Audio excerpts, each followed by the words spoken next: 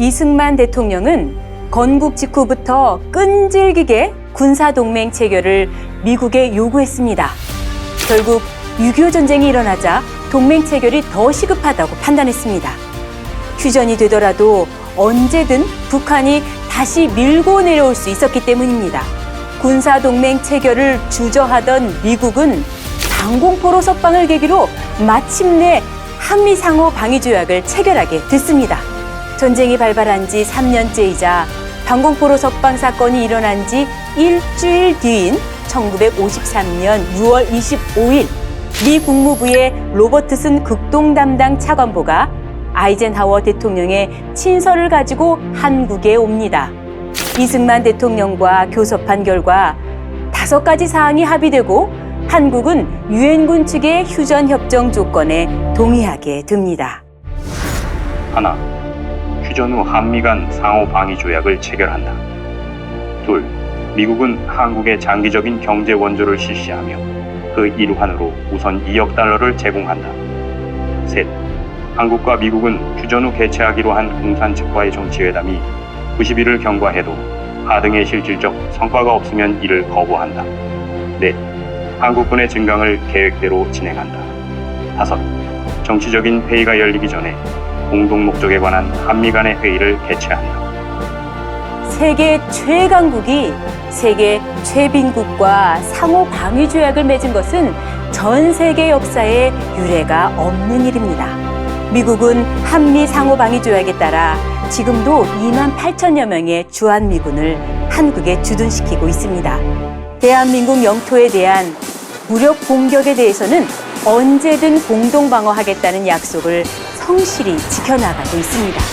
한미 상호 방위 조약은 북한이 함부로 대한민국을 다시 침략하지 못하게 한 강력한 전쟁 억제 수단이 됐습니다. 대한민국이 건국된 지 2년도 채 안 돼 일어난 전쟁으로 국토의 80%가 잿더미가 된 폐허 속에서도 이승만 대통령은 끝까지 우리의 주권을 고수해 온 국민이 최악의 절망에서 다시 일어날 용기를 크게 북돋았습니다. 국가의 운명이 좌우되는 위기의 순간에 과감한 외교력과 영민한 전략이 발휘된 것입니다.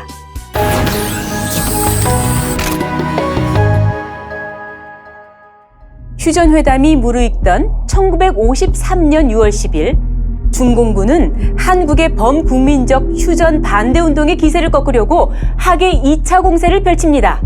철원과 화천 북방, 금성지구에서 정일권 군단장이 이끌던 국군 2군단 정면에 3개군을 집중 투입해 수도고지와 크리스마스 고지 등을 점령하고 약 3km를 남하했지만 국군과 유엔군의 강력한 반격으로 큰 피해를 보고 9일 만에 공격을 중단했습니다. 중공군의 공세에도 불구하고 이승만 대통령은 오히려 6월 18일 반공포로를 석방합니다. 중공군은 이에 대한 보복으로 휴전하기 전에 마지막 전투에서 크게 이겨보겠다고 마음먹습니다. 휴전회담 최종 타결 불과 2주 전 7.13 공세로 불리는 기습적 총공세가 감행됩니다. 중공군은 제54, 60, 67, 68, 21군 등 무려 5개 군단급을 투입해 국군 2군단을 포위 괴멸시키려고 했습니다. 전방의 아군이 적이 새까맣게 몰려온다 라고 보고할 정도였습니다. 국군 수도사단 육군수 대령이 전사하고 부사단장 이믹순 대령은 포로가 됐습니다. 26연대 1중대 2수대는 최후까지 항복을 거부하고 싸우다 전원이 전사했습니다. 교암산에 배치된 6사단 2연대 6중대도 7월 13일 밤 6차례나 밀고 들어오는 적과 접전 끝에 중대장 김교수 대위인 이하 전 장교와 중대원 대부분이 전사하고 10명만 14일 아침에 탈출했습니다. 8사단 21연대 3대대와 10연대 3대대도 진지를 사수하며 분전해 사단의 철수를 엄호했습니다. 중공군의 인해 전술로 2군단 다른 지역도 돌파돼 양쪽에서 포위될 위기에 처하자 국군은 7월 14일부터 15일까지 금성천 이남, 접근산과 백암산 부근으로 철수해 방어선을 구축했습니다. 중공군도 전투력 손실과 보급 부진으로 공격력이 한계에 달해 더 공격하지 못하고 방어 진지를 구축했습니다. 7월 16일 국군 2군단은 8사단, 11사단, 5사단, 미군 3사단을 앞세워 반격을 개시했습니다. 7월 19일에는 금성천과 북한 간 이남 지역을 대부분 회복했습니다. 이 군단장은 금성천 북쪽까지 밀고 올라가려고 했지만 휴전을 앞둔 상황이라 이팔군 사령관이 승인하지 않았습니다.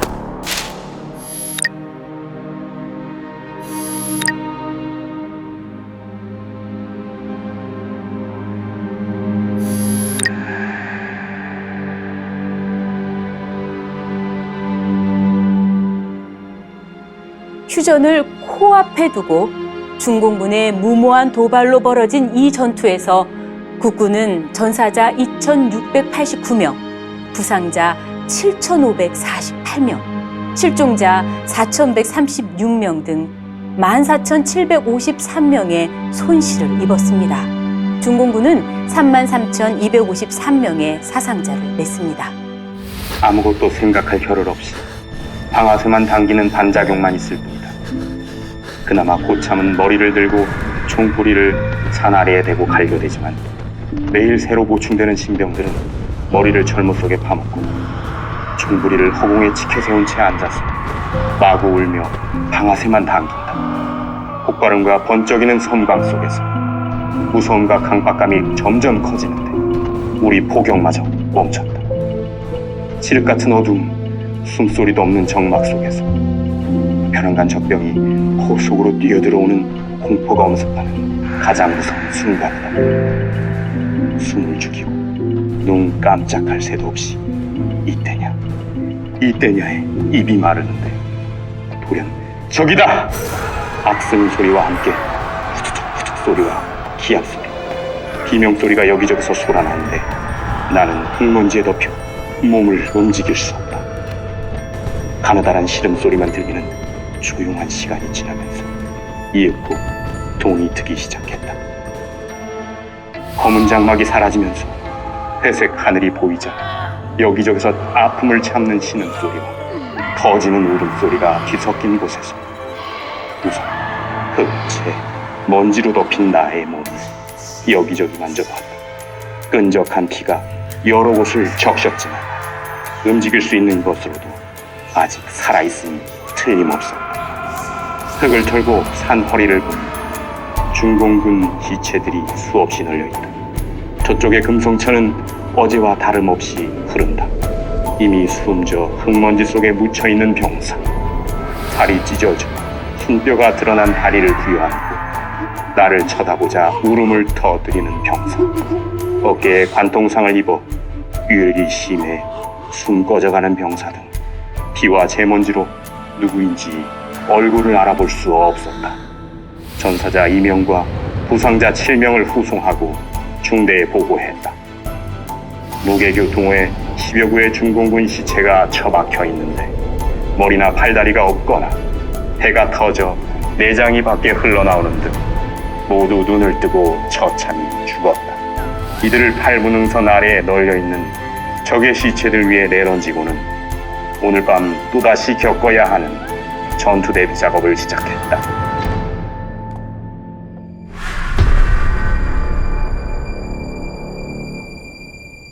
지금까지의 내용은 도서출판 휘선, 박윤식 저, 대한민국 근현대사 시리즈 내용을 간략하게 정리한 것입니다. 공정하고 객관적인 역사의 기록이 이 책에 실려 있습니다. 대한민국의 근현대사, 옛날 얘기가 아니라 바로 오늘의 이야기입니다.